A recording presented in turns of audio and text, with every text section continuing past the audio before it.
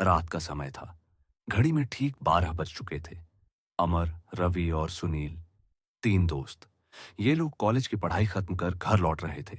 आखिरी ट्रेन छूट चुकी थी और मजबूरी में इन्हें एक छोटे से सुनसान स्टेशन पर रुकना पड़ा। स्टेशन का नाम था नवरंगपुर जंक्शन। रवि ने डरते हुए कहा, यार, ये स्टेशन तो भूतिया लग रहा है। मेरे पापा ने एक बार बताया था, इस स्टेशन पर रात के 12 बजे एक ट्रेन आती है, पर वो असली नहीं होती। उसमें जो भी बैठता है वापस कभी नहीं लौटता। रात के सन्नाटे में अचानक पटरियों पर छुक छुक छुक काउंटर की आवाज गूंज उठी। सुनो, ट्रेन आ रही है, अमर चिल्लाया। तीनों ने देखा। दूर से धुंधली रोशनी नजर आ रही थी।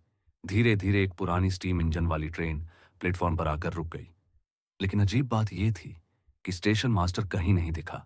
न कोई गार्ड, न कोई चाय वाला, और ट्रेन भी बिल्कुल खामोश थी। डिब्बों की खिड़कियों से हल्की लाल रोशनी झलक रही थी और ऐसा लग रहा था मानो अंदर बहुत सारे लोग बैठे हों। रवि ने उत्साहित होकर कहा, चलो बैठते हैं, सुबह तक अपने घर पहुंच जाएंगे। सुनील डरते हुए बोला, नहीं, ये वही ट्रेन है, मत बैठो। लेकिन अमर और रवि उसकी बात मानने को तैयार नहीं थे। अमर और रवि ट्रेन में चढ़ गए। सुनील मजबूरी में उनके पीछे चला। जैसे ही वे डिब्बे के अंदर पहुंचे उनके होश उड़ गए। अंदर बैठे यात्री बिल्कुल चुप थे। उनके चेहरे ढके हुए थे।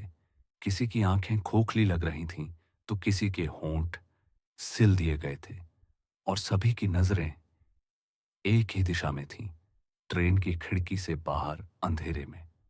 अमर ने हिम्मत करके एक यात्री से पूछा, भाई साहब, ये ट्रेन कहाँ जाएगी?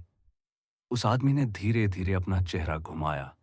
उसका चेहरा आधा जला हुआ था और आंखें गहरी लाल चमक रही थीं। उसने फुसफुसाकर कहा, जहां से कोई वापस नहीं आता। ट्रेन चल पड़ी। बाहर अंधेरा और घना हो चुका था। अचानक सुनील को खून की गंध आने लगी। उसने सीट के नीचे देखा तो वहां से लाल लाल तरल बह रहा था।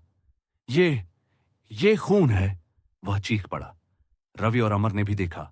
सचमुच पूरे डिब्बे का फर्श खून से भीग रहा था और यात्रियों के पैरों से वो खून निकल रहा था। अमर ने दरवाजा खोलने की कोशिश की, लेकिन दरवाजा अटका हुआ था। तभी अचानक लाउडस्पीकर पर एक अजीब सी आवाज गूंजी, स्वागत है मृत्यु एक्सप्रेस में, अगला और आखिरी स्टेशन नर्कलुक। तीनों घबराकर डिब्बे में इधर उधर भागने लगे। हर कोच में वही दृश्य था, खून से लथपथ यात्री, खोखली आंखें और डरावनी खामोशी। एक बूढ़ी औरत ने उनके हाथ पकड़ ली। उसकी हड्डियों जैसी उंगलियां कांप रही थीं। उसने कहा, बेटा, भागो, ये ट्रेन मृतकों की है। तुम जीवित हो, यहां जगह नहीं है। लेकिन कैसे भागते? ट्रेन पूरी रफ्तार से दौड़ रही थी। तभी अचानक बाहर से चीखें आने लगी। खिड़की से देखा तो पटरियों पर लाशें बिछी थीं और ट्रेन उन्हें रौंदते हुए आगे बढ़ रही थी। रवि जोर से रो पड़ा, हमें बचाओ, कोई हमें बचाओ। तभी सुनील को याद आया कि उसके पापा ने एक और बात कही थी, अगर कभी उस ट्रेन में फंस जाओ तो असली स्टेशन मास्टर को ढूंढो, वही बाहर निकलने का रास्ता बताएगा।